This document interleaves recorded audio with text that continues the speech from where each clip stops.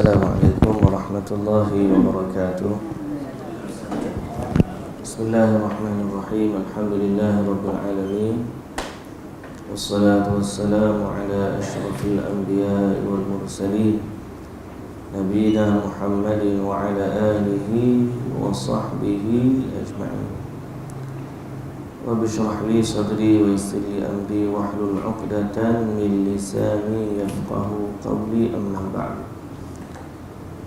Alhamdulillah, puji dan syukur bagi Allah Subhanahu wa taala. Selawat serta salam atas Nabi kita Muhammad sallallahu alaihi wasallam, juga atas ahli keluarga baginda, para sahabatnya dan para pengikutnya yang setia sehinggalah ke hari kiamat. Alhamdulillah. InsyaAllah pada pagi ini kita akan sambung lagi bacaan kita. Itulah dari surah Al-Baqarah. Hari ini ayat dia 277. Masih pada muka surat 47.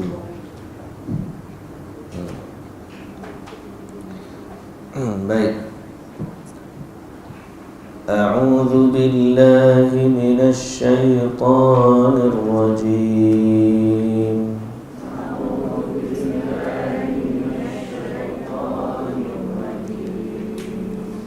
Bismillahirrahmanirrahim.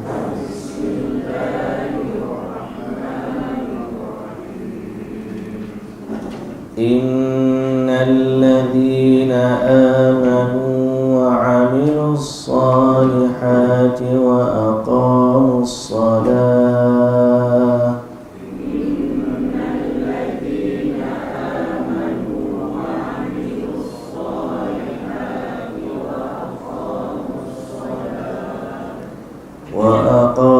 الصلاة وآتوا الزكاة لهم أجرهم عند ربهم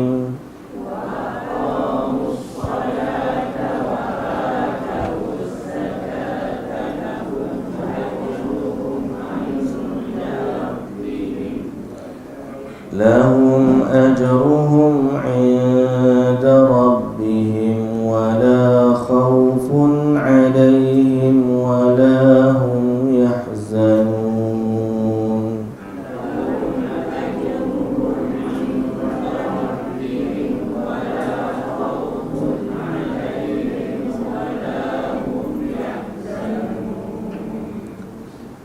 يا أيها الذين آمنوا اتقوا الله وذروا ما بقي من الربا إن كنتم مؤمنين.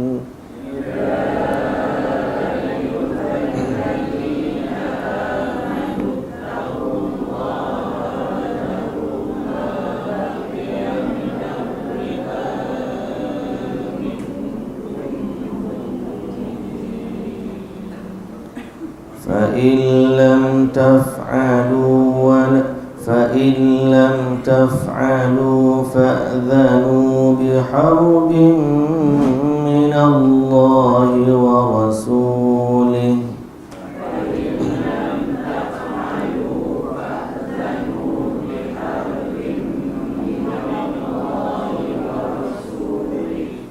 وإن تبتم فلكم رؤوس أموالكم لا تظلمون ولا تظلمون.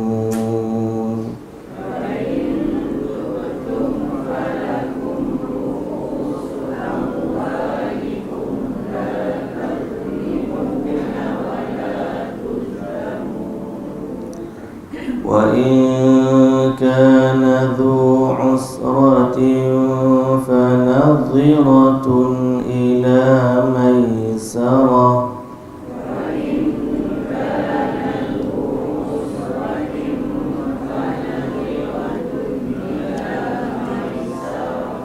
وأن تصدقوا خير لكم إن كنتم تعلمون.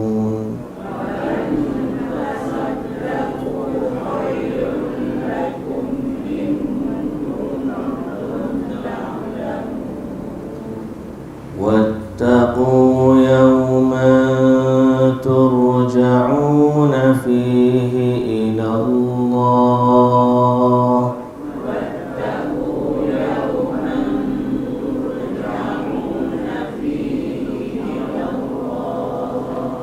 ثم توفى كل نفس ما كسبت وهم لا يظلمون.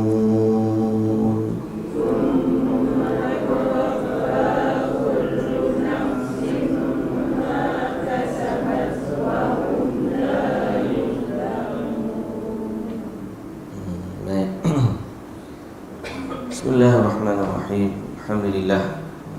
Alhamdulillah, sekali lagi kita puji dan syukur bagi Allah Subhanahu wa taala atas limpahan rahmat dan anugerah yang Allah taala kurniakan kepada kita.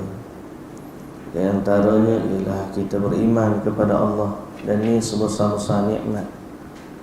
Dan kemudian kita jadi hamba yang tunduk dan patuh. Mudah-mudahan Allah taufikkan kita untuk salat 5 waktu. Allah taufikkan kita untuk berpuasa di bulan Ramadan.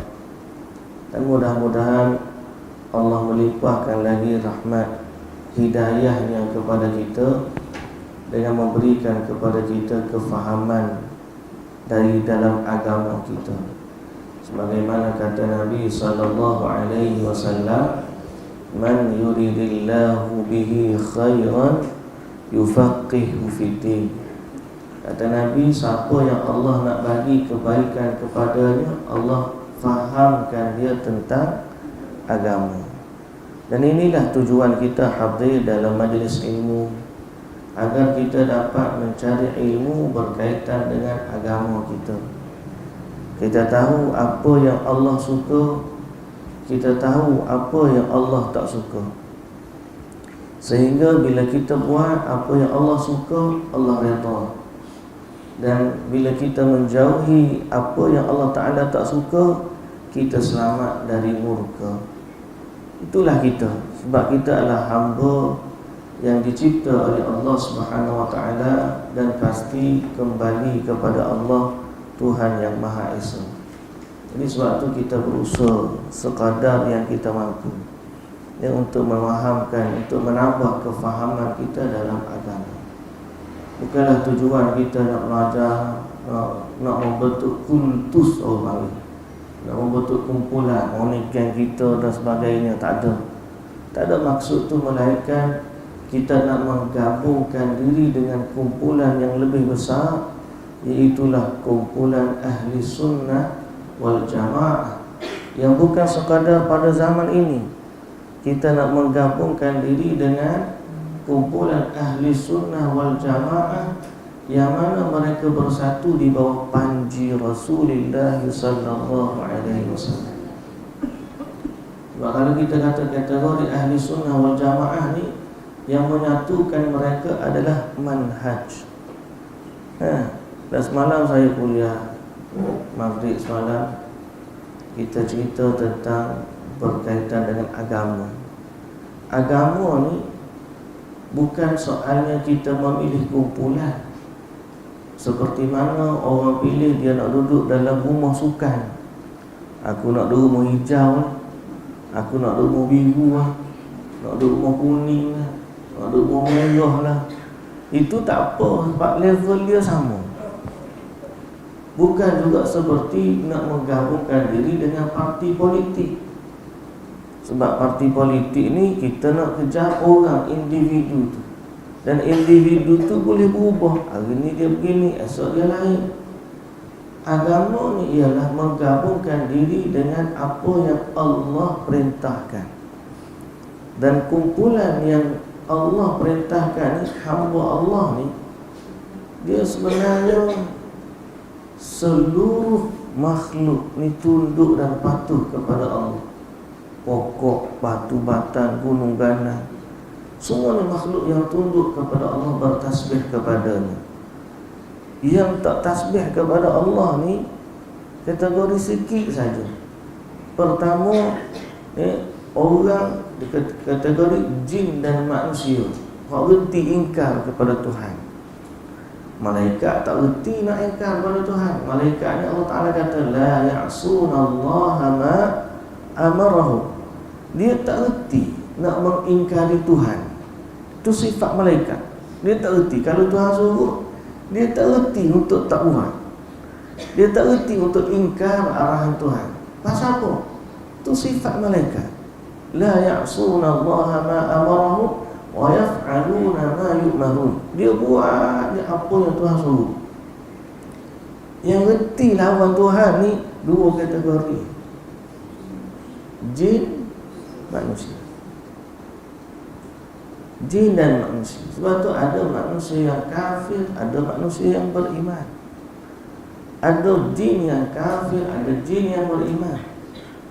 Kerana Allah bagi kepada kita keizinan untuk kita buat apa yang Allah Ta'ala tak suruh, apa yang Allah Ta'ala murka, sebagai satu ujian untuk kita.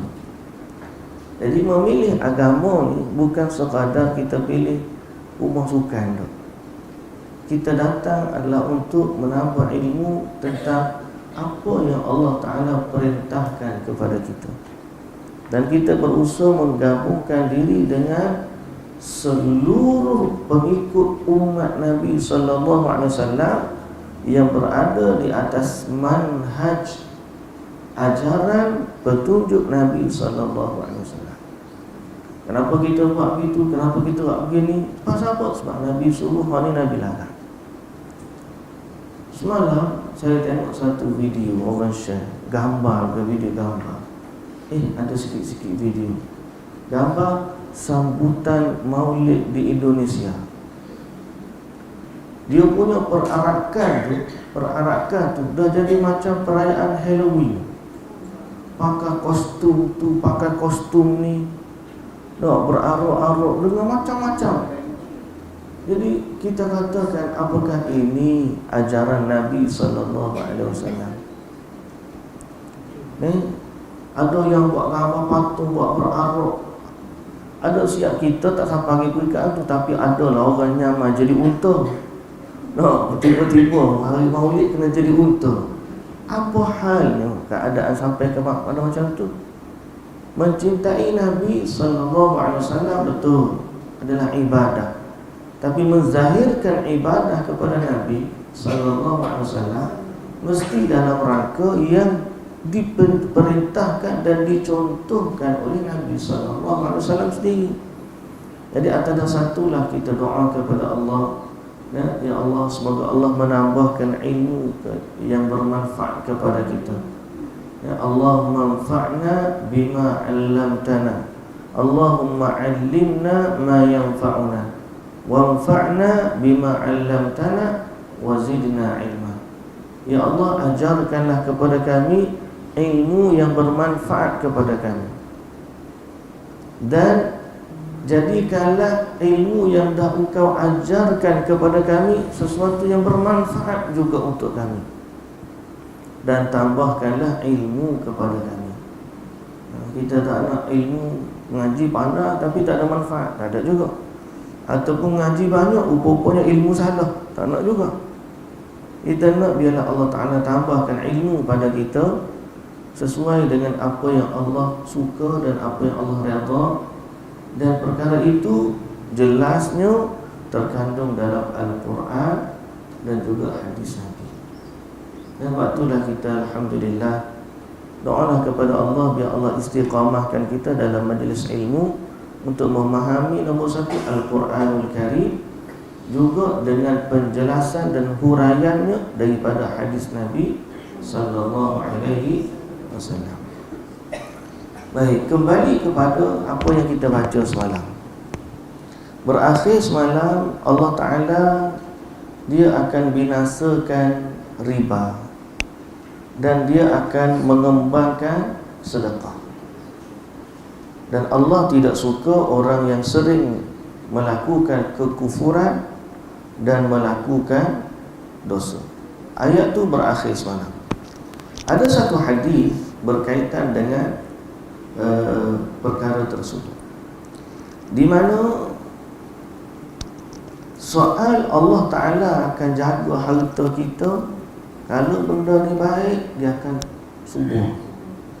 Kalau benda tak baik, dia akan hilang keberkatan, dan walaupun nampak banyak, tapi manfaatnya sedikit. Mungkin kurang, mungkin harta tu sendiri binasa dan hilang daripada kita. Ada satu hadis dari Abi Hurairah radhiyallahu anhu yang diriwayatkan oleh Al-Imam Al-Bukhari.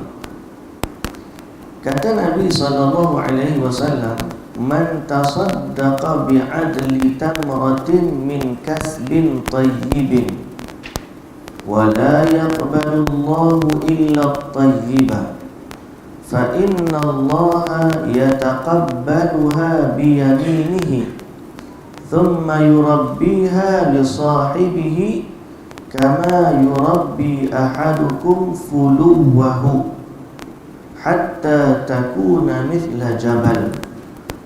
وقد رواه مسلم في كتاب الزكاة.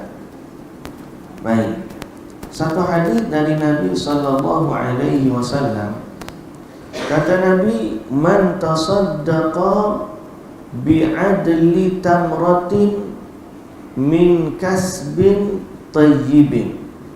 Siapa yang mensedekahkan sesuatu dengan nilaian sebutir kurma. Sebiji kurma kecil, ya, betul tak? Kalau kita beli kurma sekilo RM10, lebih kurang lah kan? Tapi sekilo tu ada berapa biji dalam tu? Maknanya kalau RM1 pun sebiji kurma tu lebih rendah daripada tu. Betul tak? Kata Nabi SAW, siapa yang bersedekah dengan sesuatu nilaian sebutir kurma daripada harta yang baik, wala yaqbalu Allahu illa tayyib, dan Allah tidak menerima kecuali yang baik, fa inna Allaha yataqabbaluha biyamini, maka Allah akan menerimanya dengan tangan kanannya. Wallahu ta'ala a'lam. Macam mana pada Allah tu kita tak tahu, cuma Nabi sebut macam tu. Jadi maknanya yang kanan, belah kanan tu macam mana? Wallahu ta'ala a'lam. Kita berhenti setakat hak Nabi bagi tahu, tapi kita tak boleh nak bayang. Thumma yurabbiha, kata Nabi, bila Allah terima, Allah akan menyuburkannya, mengembangkannya, seperti mana seorang daripada kamu menternak anak kudanya. Daripada kecil anak kuda bela sampai besar. Jadi orang yang bagi infak harta yang baik, sedekah ni, Allah Ta'ala kata, kalau nak tambah duit dengan sedekah, kalau nak tambah duit dengan riba, haram. Seperti mana kamu bela kuda sampai besar, Allah juga akan kembangkan sedekah kamu daripada sebutir kurma, kata Nabi, sampai jadi seperti gunung. Hatta takuna mithla jabal, daripada sebutir kurma boleh jadi seperti gunung. Dahsyatnya. Ini pertambahan pahala dan pertambahan harta di sisi Allah Subhanahu wa ta'ala. Sebab tu semalam kita kata, siapa sedekah 10 kilo, di sisi Allah boleh jadi 7 tan. 7 tan. Tu baru sikit lagi 7 tan tu. Dalam hadis yang ni seperti gunung. Gunung ni tidak tan lagi lah. Gunung ni banyak. Padahal Nabi sebut dia sedekah sebutir kurma. Jadi di sini ada kelebihan untuk kita mencari, menggandakan harta dengan sedekah dan tidak menggandakan harta dengan riba. Lalu Allah Ta'ala memuji, tepat ayat tu, ayat yang kita baca ni innal ladzina amanu wa 'amilus shalihat wa aqamus shalah wa atawuz zakah lahum ajruhum 'inda rabbihim wala khaufun 'alaihim wala hum yahzanun. Orang-orang sesungguhnya orang-orang yang beriman dan beramal saleh, kemudian mendirikan salat dan menunaikan zakat, bagi mereka pahala yang ada di sisi Tuhan mereka, dan tidak ada ketakutan bagi mereka, dan tidak pula mereka bersedih hati. Itulah di akhirat mereka tidak ada kebimbangan dan tidak ada kesedihan bagi mereka di hari akhirat. Ini adalah pujian Allah kepada mereka yang beriman dan taat kepada Allah Subhanahu wa taala. Baik, ayat yang seterusnya. Ya ayyuhalladzina amanu, wahai orang-orang yang beriman, ittaqullah, bertakwalah kepada Allah, wa dharru ma baqiya minar riba, dan tinggalkanlah apa yang masih tersisa daripada harta riba. Bertakwalah kepada Allah dan tinggalkanlah apa yang masih tersisa daripada harta riba. Jadi perintah ni bererti riba ni kalau nak berhenti on the spot. Okay? On the spot. Jangan kata tak apalah, kita tunggu hak riba hak dulu habis dulu baru kita buat akad baru yang tak ada. Tak ada. Bila Allah Ta'ala kata berhenti, berhenti walaupun yang dulu masih ada, tinggalkan dia. Wa dharu ma baqiya minar riba, ay utruku ma lakum 'alan nas min az-ziyadah 'ala ru'usil amwal ba'da hadzal indzar. In kuntum mu'minin, kalau kamu benar-benar beriman, tinggalkanlah apa yang masih ada hutang dengan manusia daripada riba. Kalau ni turun kepada disebut beberapa orang daripada sahabat-sahabat yang masa zaman jahiliyah, mereka ni ada hutang dengan sebahagian yang lain, iaitu Bani Amr bin Umair daripada Thaqif dan Bani Al-Mughirah daripada Bani Makhzum. Dua kabilah ni ada hutang satu sama lain dan ada riba. Apabila masuk Islam kedua-duanya, maka kabilah Thaqif masih minta hutang dengan kabilah Makhzum, Bani Makhzum, hutang yang mereka buat pada zaman jahiliyah. Lalu mereka pun minta bermusyarat. Dulu ke kamu masih ada hutang dengan kami? Seolah-olah gitulah. Ingat tak dulu ada hutang tak habis lagi, bayar hutang dulu, bahasa mudah. Padahal hutang tersebut adalah hutang riba. Waqalat Bani Al-Mughirah, berkata Bani Al-Mughirah, la nu'addir riba fil Islam. Kita kan dah masuk Islam, maka tak boleh lagi bayar harta riba, dia kata. Fakataba fi dhalika Utab bin Usaid naibu Makkah ila Rasulillah sallallahu alaihi wasallam. Lalu wakil yang duduk di Mekah, nama dia Utab bin Usaid, dia pun tulis surat kepada Nabi di Madinah, tulis surat kepada Nabi di Madinah tentang perkara ini. Lalu turunlah ayat Quran. Allah Ta'ala kata, wahai orang yang beriman, bertakwalah kepada Allah, tinggalkanlah harta riba. Dulu-dulu dah ada orang masuk Islam, semua tinggal.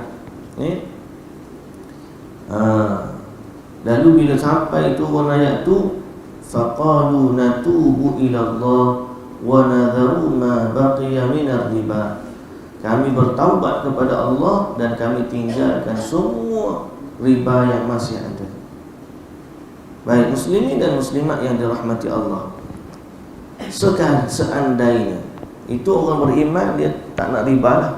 Seandainya tiba-tiba dia dah tahu riba ni, tapi dia masih juga nak buat. Riba ni dua-dua pihak ni kena ingat, dua-dua pihak ni dilaknat. Kita yang pergi minjam untuk transaksi riba pun dilaknat. Orang yang bagi pinjam untuk transaksi riba pun dilaknat. Dia kata, saya dah lah kena bayar banyak dah, rugi lagi duit, takkanlah saya kena laknat juga.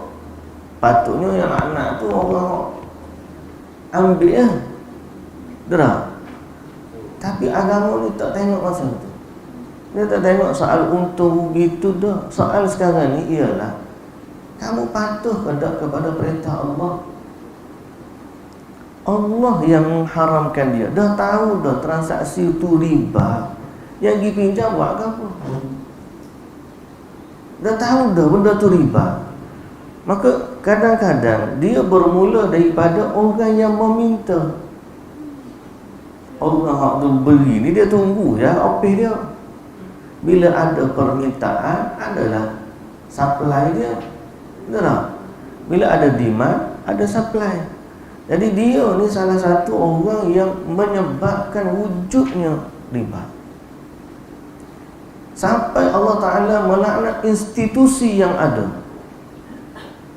Sebab tu kita baca hadis Nabi SAW semalam, Allah melaknat orang yang makan harta riba, orang yang memberi makan harta riba, orang yang menulis transaksi riba, dan orang yang menyaksikan transaksi riba. Semua. Bila saya baca hadis ni berkaitan dengan riba di satu kuliah, ada seorang tu dia bukan banker. Dia tanya, "Ustaz, pas saya lagu mana?"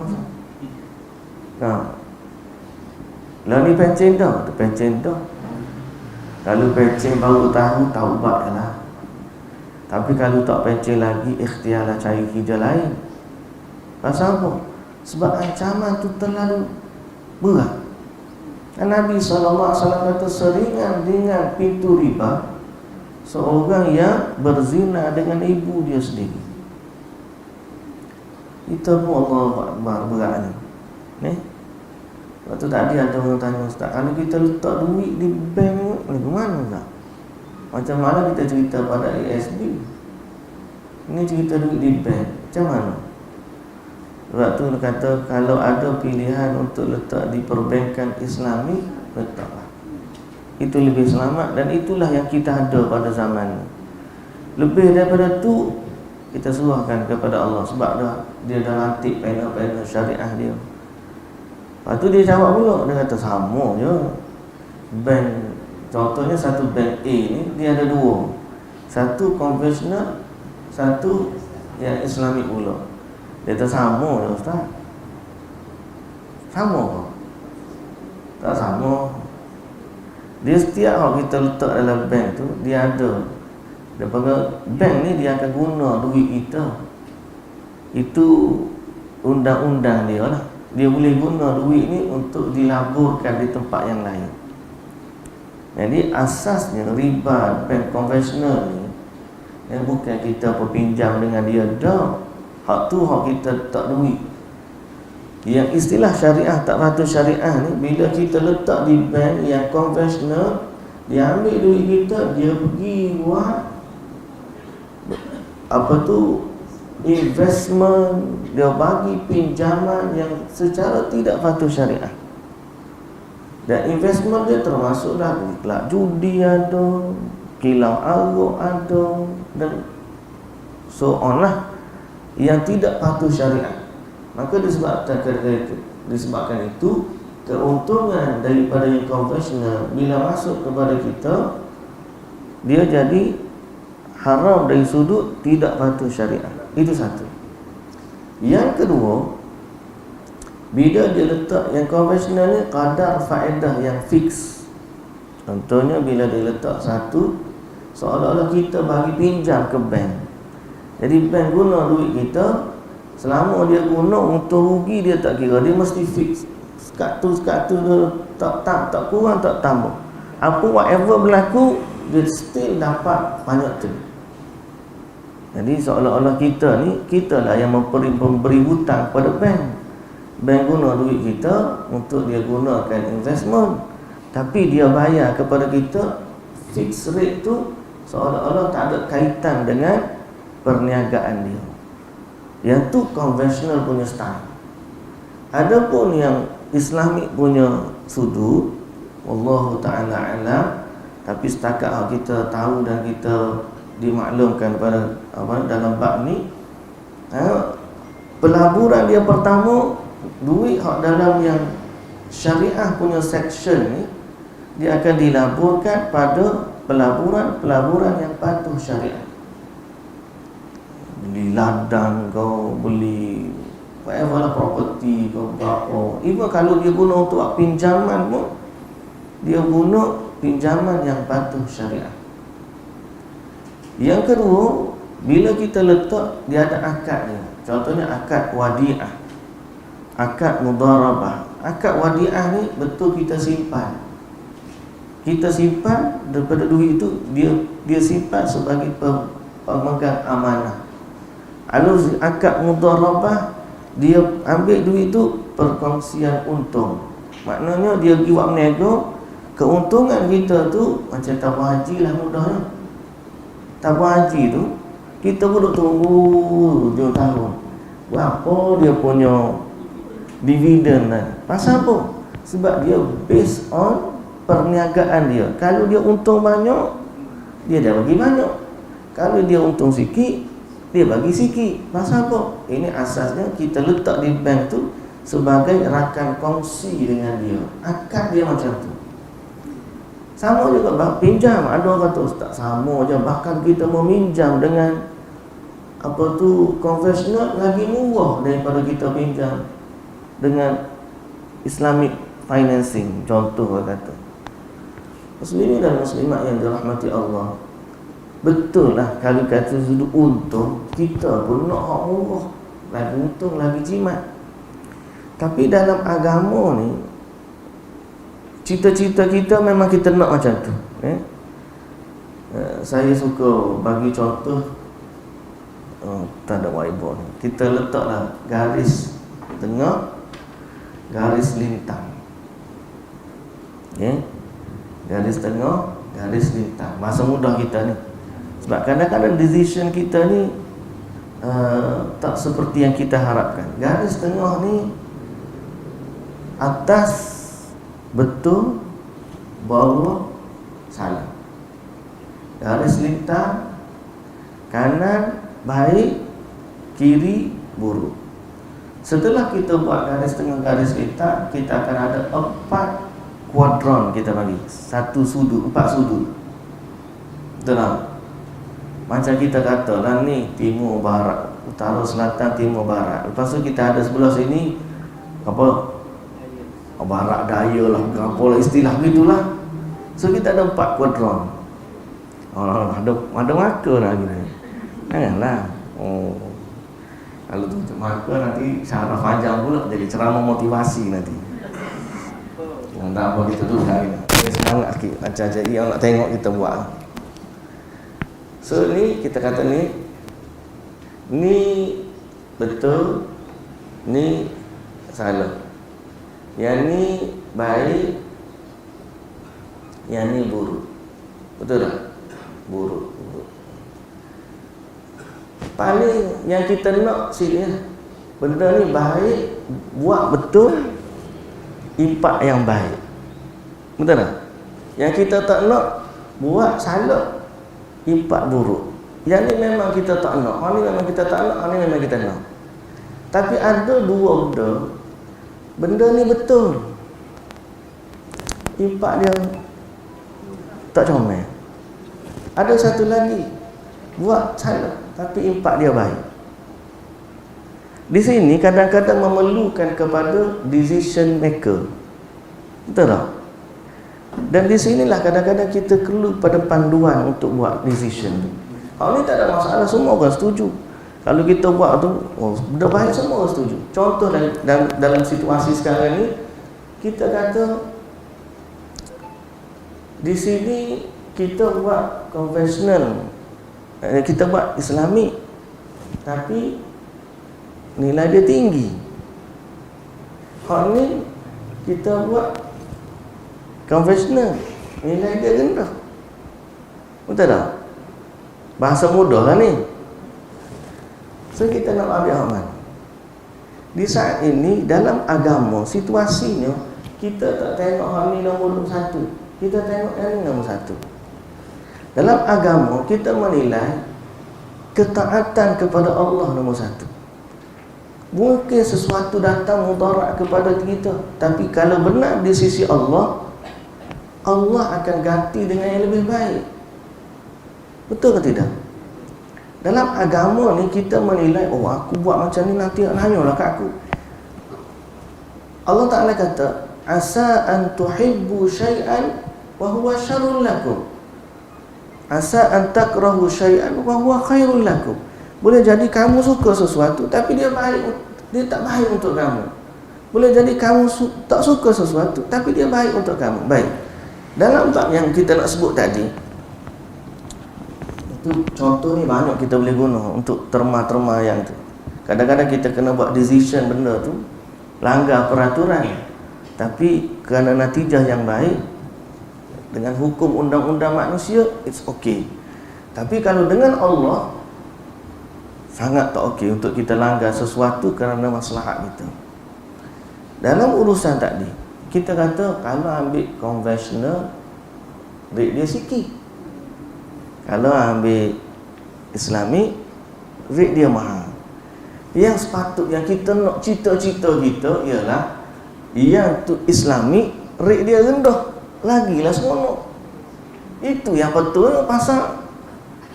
Baik, pertama sekali, yalah, bukan kita nak bela bank pun apa, tak. Cuma kita nak sebut mereka adalah institusi bisnes. Lagu-lagu mana pun memang dia cari untung, dia bukan charity. Kalau minjam koperasi mungkin tak tanpa untung, atau minjam adik-beradik mungkin, minjam dengan mak pak mungkin. Tapi minjam dengan bank, istilah dia pinjam, tapi sebenarnya dia adalah transaksi bisnes. So, bila transaksi bisnes, dia ada untung rugi. Apa yang mereka buat ialah, pertama, kita kena tengok dari sudut akad dia. Kalau yang ni, akad dia akad betul-betul pinjam. Pinjam duit, beli rumah. Pinjam duit, beli rumah, kita hanya bayar berdasarkan duit yang kita pinjam, nilaian. So, mungkin rate dia rendah. Pergi ke Islamic Bank, kita tak pinjam duit, kita pergi beli rumah tu dengan bank. Jadi bank bila jual, lagi dia ambil untung. Faham tak? Jadi apa yang penting bagi kita ialah soal, ada orang kata sama je. No, dia tak sama kerana duduknya pada akad. Betul kita kata kalau boleh kita pun nak harga murah, semua orang pun nak gitu. Tapi sekarang ni akadnya 1+1 sen dengan harta yang halal lebih baik daripada RM10 dengan harta yang haram. Dan sebaliknya juga, kalau kita rugi, bahasa rugilah, kita rugi, kos kita mahal pada harta yang halal, dengan kita dapat yang murah dengan cara yang haram, mana lebih untung baik untuk kita? Kita nak yang halal di sisi Allah Subhanahu Wa Taala. Of course, kalaulah boleh mereka kurangkan, jual dengan harga rendah dan sebagainya, kita pun lagi seronok. Kita mengimpikan kalau ada investor Islam yang kaya raya boleh mewujudkan bank yang boleh bagi interest rate dan perniagaan orang Islam. Yang sepatutnya instrumen kita ada wakaf, zakat dan sebagainya, kalau dikembangkan, dan orang Islam juga amanah, insya-Allah dulu kita orang Islam ni kaya raya, tidak dengan bank pun. Kita ada Baitul Mal, yang mana kalau orang susah, fakir, miskin, tak perlu pergi minjam-minjam jauh, dia pergi ke minjam di Baitul Mal, atau dia minta bantuan sedekah, zakat dan sebagainya. Tapi bila institusi Islam tu dah tak ada dan tidak begitu function yang begitu sangat, terpaksalah orang pergi kepada sumber-sumber yang lain. Jadi soalnya kita semua kena kembali kepada syariat, mendahulukan yang halal. Insya-Allah, ayat tadi Allah Ta'ala kata, bila kita cari yang halal, Allah akan kembangkan dia. Tapi bila kita cari yang haram, dia akan dibinasakan oleh Allah Subhanahu Wa Ta'ala.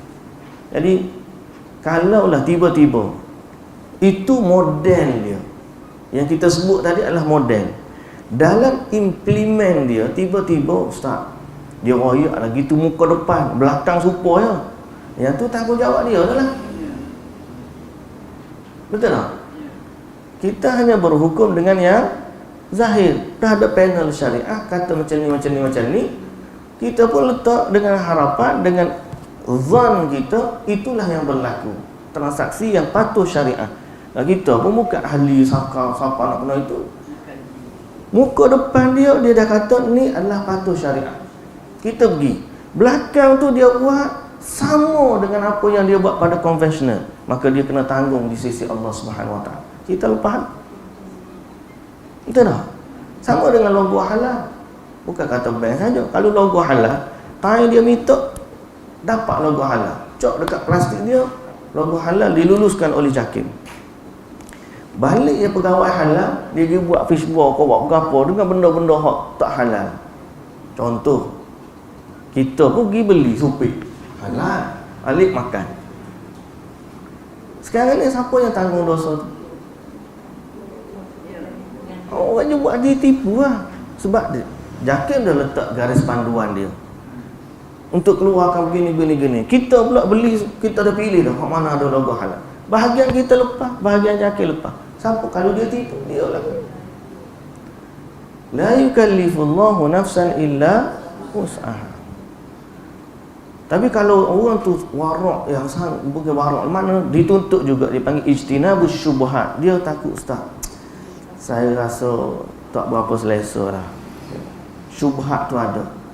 Lalu kalau dia rasa syubhat tu ada, min babil warak, termasuk daripada sifat warak yang ada dalam diri, menjauhi perkara syubhat, dia kata baiklah saya tak belilah ustaz. Kalau tu saya tak nak terlibat langsung dengan transaksi ni, pada saya ada unsur syubhat, ahlan wa sahlan, itulah yang terbaik. Kerana menjauhi perkara syubhat itu sifatnya menjaga agama. Cari rezeki, cari kerja begini, ada je orang pergi, memang dia menabung, nabung sampai cukup, dapat beli rumah. Itu yang kaedah asal. Tapi sebab kita ni istilah bahasa mudahnya nak senang awal lah ni, terutamanya bila kita dah guna sistem fiat money, duit fiat ni yang bertambah dengan duit fiat money ni, duit currency ni lah biasa ni lah. Money kan generate money. Contohnya bahasa mudah gini lah, saya ada duit, saya je cetak duit, saya cetak duit, tiba-tiba ada orang nak mengambil duit, ustaz pinjam duit, saya ni jadi alung pula. Tak comel lah, contoh saya orang lain lah. Seorang A ni, si A ni alung. Alung ni dia boleh cetak duit. Seorang B ni pula, dia pergi ke alung nak pinjam duit 1,000. Alung kata boleh, tapi kena bayar 1,200.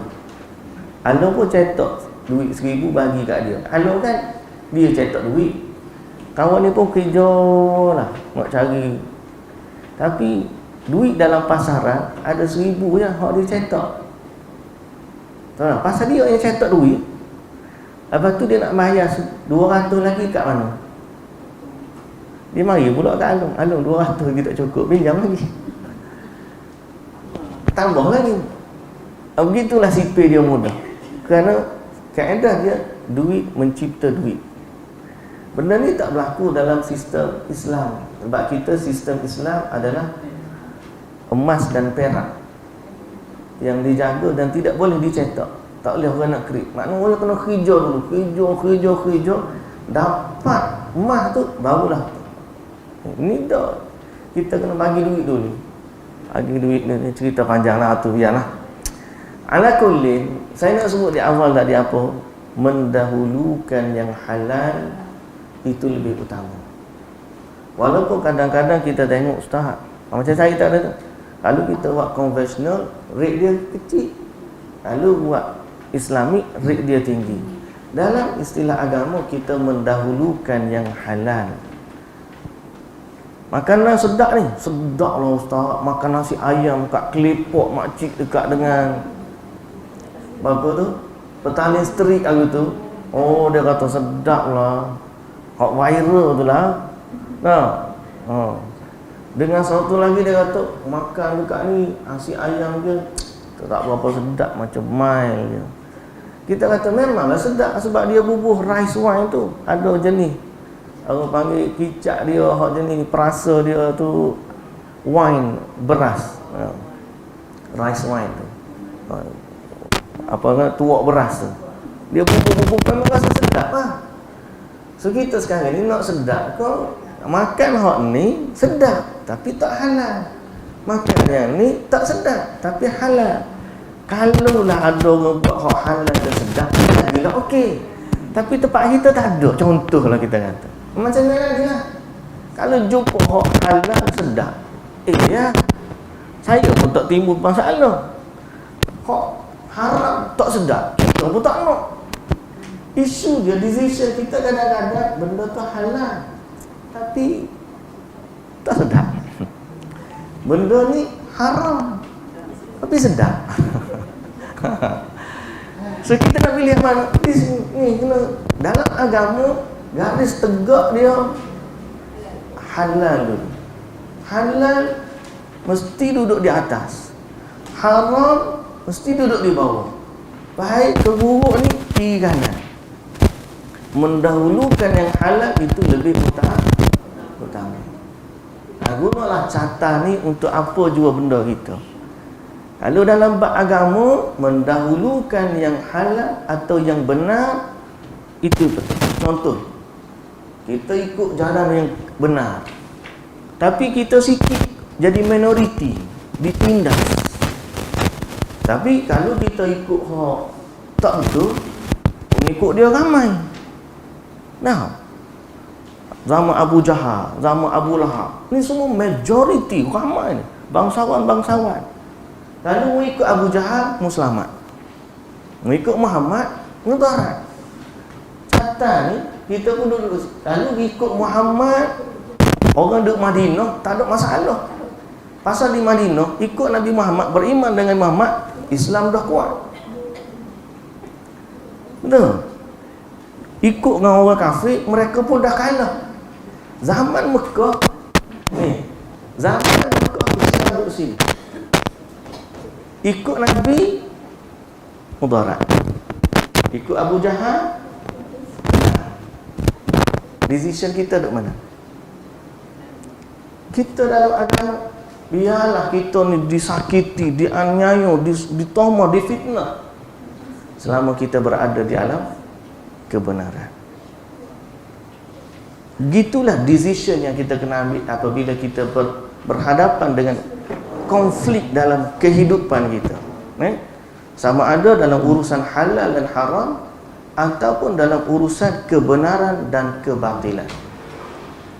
Sebab langit tidak selalunya cerah. Kata orang Arab, laisa kullu ma yatamanna al-mar'u yudrikuhu tajri ar-riyahu bima la tashtahi as-sufunu. Bukan semua benda hak kita nak ni kita dapat. Kadang-kadang angin itu bertiup dengan apa yang tidak diinginkan oleh kapal. Kita nak pergi ke timur, angin tiup ke barat. Kita nak pergi ke barat, angin tiup ke timur. Begitulah kehidupan kita.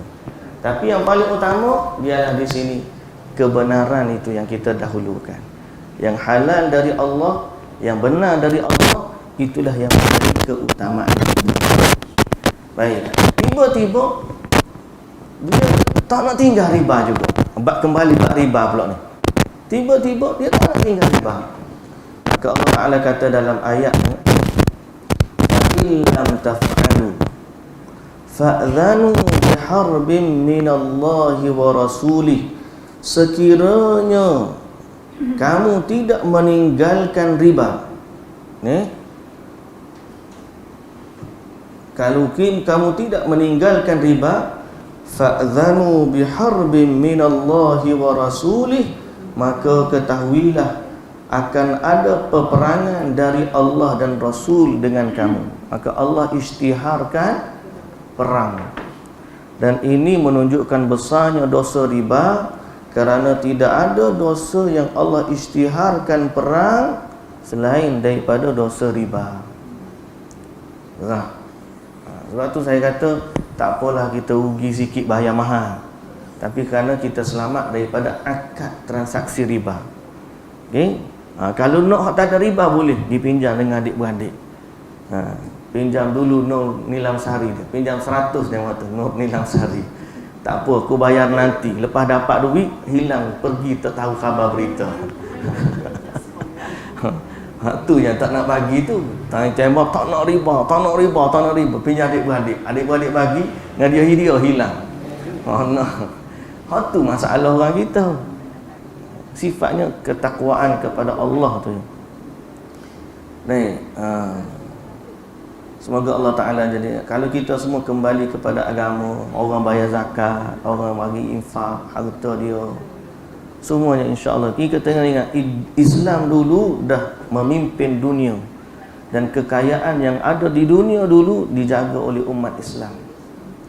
Tapi oleh kerana kita lagi daripada landasan Islam, lepas tu dijajah pula, sampai hari ni ginilah kita.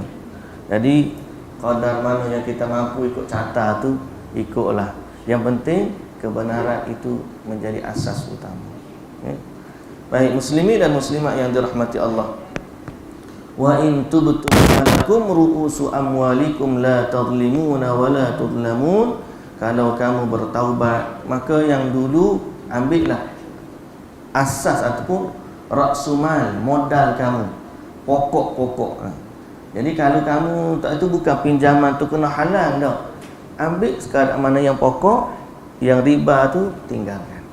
Fa'dhanu wa in tubtum falakum ru'usu amwalikum la tadlimuna wa la tudlamun. Baik muslimin dan muslimat yang dirahmati Allah. Ada lagi kelebihan lepas daripada ni, iaitulah bagi orang yang betul-betul tak mampu bayar. Itu ada klausa dalam syariat. Allah tahu ada orang minjam tak mampu bayar, dan Allah larang bagi pihak peminjam ni, pemiutang ni, untuk menaikkan nilai pinjaman tu kerana jadi riba. Dalam masa yang sama, Allah memang tahu ada orang memang berhutang tak mampu nak bayar. So apa panduan syariat dalam bab ni? Kita sambung minggu depan. InsyaAllah. Ada 2 ayat lagi, masih lagi berkaitan dengan ni, dan sambung lagi bab hutang. InsyaAllah kita sambung pada minggu hadapan. Wallahu ta'ala alam. Subhanakallahumma wa bihamdika, asyhadu an la ilaha illa anta, astaghfiruka wa atubu ilaik. Aqulu qawli hadza wa astaghfirullahal azim li wa lakum. Assalamualaikum warahmatullahi wabarakatuh.